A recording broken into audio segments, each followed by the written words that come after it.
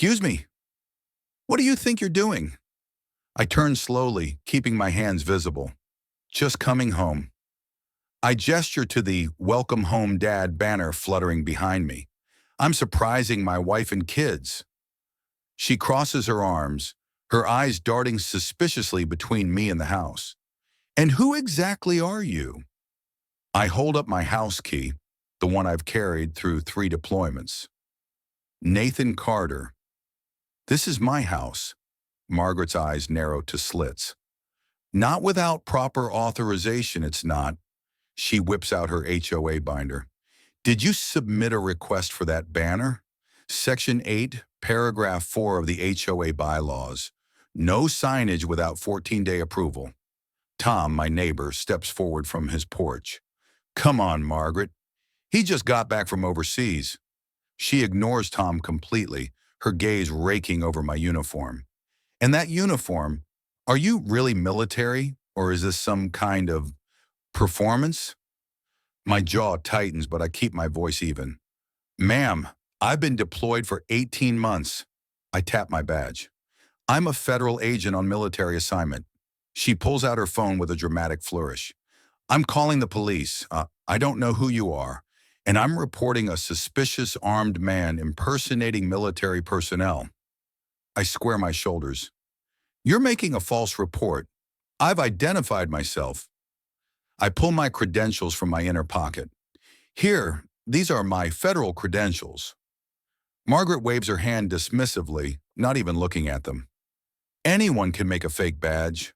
I don't trust it. I activate my phone's recording function, making sure she sees it. For your information, I'm documenting this. My voice turns steely. What you're doing, filing a false report to 911, is a serious offense. She suddenly starts snapping photos of me with her phone. Stop recording me. That's a violation of HOA privacy policies. I don't budge. Federal law overrides HOA policies. I point to the sidewalk. Now please step off my property. Margaret's face turns crimson as she backs away. This isn't over. She jabs a finger at me. The HOA board will hear about this. Her voice shakes with rage. Expect fines and a violation notice. I never imagined my homecoming after 18 months overseas would spiral into a showdown with the neighborhood's most infamous busybody. But that's exactly what happened. After serving as a federal agent embedded with military intelligence, all I wanted was to surprise my wife, Emily, and our 2 kids with my early return. I pictured the moment 1,000 times, me in uniform, stepping through the front door, the look on their faces, the tears, the laughter.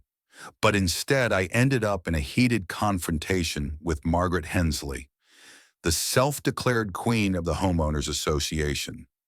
Everyone in the neighborhood knew her as the ultimate Karen, and now I had the misfortune of meeting her face-to-face on my own front lawn. My plan was simple. With the help of my brother-in-law, Tom, I would sneak home before Emily picked up the kids from school. We'd set up a modest, welcome home banner out front, nothing flashy, just enough to make the reunion memorable. I was still in uniform, duffel bags in hand, unlocking the front door, when a shrill voice cut through the quiet like an alarm. Excuse me, what do you think you're doing? I turned to see a woman in a floral blouse and aggressive heels storming across the street, clutching a clipboard like it was a weapon. Her bun was so tight it looked like it hurt, and her gold earrings swung like warning bells. Tom froze. I didn't. Hi there, I said, forcing a polite smile despite the exhaustion weighing down on me. I'm just getting home, surprising my family. Margaret halted at the edge of my lawn, arms folded like a bouncer at a nightclub. And you are? Nathan Carter. This is my house, I said, holding up my house key like proof of life. She narrowed her eyes. Well, Mr. Carter, did you submit a request form for that sign? Before I could respond, she pointed sharply at the welcome banner Tom had just staked into the ground. Section 8, paragraph 4 of the HOA bylaws. No yard signage without written approval 14 days in advance. Tom laughed nervously. Come on, Margaret, it's just a banner. He's been overseas for over a year. Her eyes didn't leave mine. That uniform, are you really military or is this some costume? Because impersonating service members is a federal crime. I felt a cold knot tighten in my stomach. I'd just left a war zone, and now I was under suspicion in my own front yard. Ma'am, I said, voice steady, I've been deployed for 18 months. I'm a federal agent on military assignment. The banner's just for the evening. Margaret's lips thinned. Rules are rules, Mr. Carter, if that's even your real name. I certainly don't remember approving any military absences. And your lawn, let's not forget those overgrowth violations from last summer. I blinked. I was in Kabul, not mowing the lawn. She was undeterred. That's no excuse. This community has standards. Tom stepped in. Margaret, seriously, let the guy come home. She reached for her phone, muttering, no exceptions. I'm documenting this. She began snapping photos of the banner, then turned the camera on me. Please don't take my picture, and I said, that's not appropriate. Oh, I'm within my rights. You could be anyone. You might be armed. That's when things shifted. I was armed, authorized, legal, and concealed under my jacket. I took a breath. No sudden moves. Ma'am, I said calmly, I am a federal agent, and I'm authorized to carry. Here are my credentials. I reached slowly and produced my ID, flipping it open for her to see. Her face didn't change. A likely story. Anyone can print a badge these days. First a banner, then a costume, now a weapon. She stepped back, dialed 911, and told the dispatcher, yes, I need police. There's a man with a gun pretending to be military. He's threatening me. I stared at her in disbelief. Ma'am, you're making a false report to the police. I've identified myself. You're on camera now. I lifted my phone and began recording. Margaret's eyes widened. You can't record me. That's a violation of HOA privacy policies. Section 13, paragraph 2. Federal law trumps HOA rules, I said, barely holding my anger. And you're now making knowingly false statements to law enforcement. Tom stood beside me, jaw slack. She's insane, he whispered. For the next 20 minutes, Margaret paced the edge of my lawn like a caged animal, still on the phone with the dispatcher. She described me as aggressive and armed, and suggested Tom might be involved in some scheme to infiltrate the neighborhood. When the police arrived, 2 officers, one older, one younger, they approached with caution, hands near their holsters. I kept mine visible. Good afternoon, officers, I said. My name is Agent Nathan Carter. I'm a federal agent just returning from deployment. I've shown this woman my credentials. She's making false accusations. The older officer's face softened. Agent Carter? He asked, glancing at my ID. Welcome home, sir. He turned to Margaret. Ma'am, you said he was impersonating military personnel? Margaret, undeterred, raised her chin. I demand that banner be removed. This entire situation is a violation of HOA standards.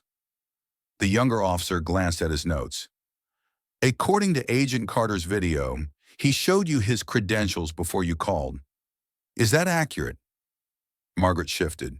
He showed me something. I couldn't verify it. For all I knew, he was dangerous.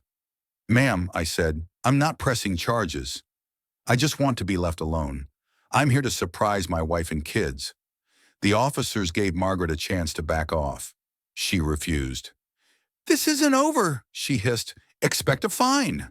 I'm reporting this to the HOA board.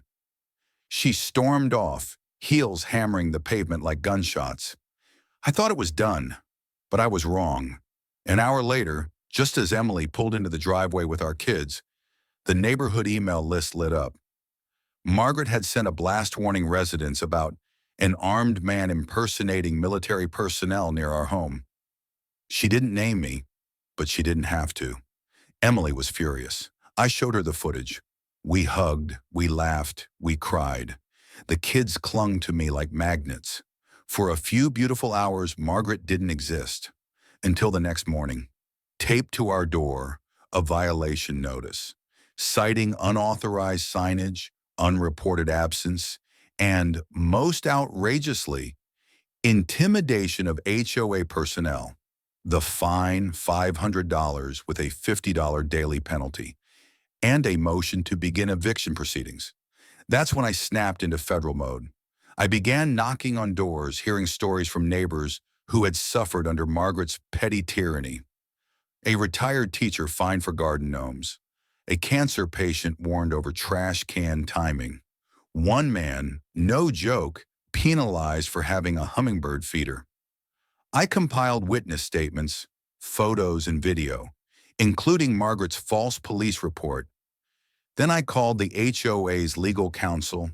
I laid out everything: harassment, abuse of authority, and knowingly filing a false report against a federal agent. I reminded him that interfering with a federal employee could qualify as a federal offense. He went silent. Within 48 hours, the HOA board sent a formal apology. An emergency meeting was called. I showed up in civilian clothes but brought my footage. Margaret was there too. She looked smug until the vote began. Unanimous. Margaret was stripped of her presidency. The board fined her $2,000 for the legal nightmare. Her clipboard was practically pried from her fingers. She stormed out, muttering something about lawsuits. Neighbors gathered afterward, shaking my hand. One brought over cookies, another offered to mow my lawn for the week. The community came together, not just for me, but to reclaim our neighborhood from her rule. That night, Emily and I sat on the porch, the banner still fluttering gently. "This wasn't the reunion I pictured," I said. She smiled, resting her head on my shoulder. "But you came home, and you reminded everyone what real courage looks like." I nodded. Still, I can't help but wonder how many other Margarets are out there, wielding clipboards like scepters, ready to turn a hero's homecoming into a battleground. If this story moved you, don't forget to like, share, and subscribe for more powerful tales of resilience and justice. Your support allows us to keep delivering valuable insights and stories that inform and inspire people everywhere. Thank you for watching Work Story, and see you in the next one.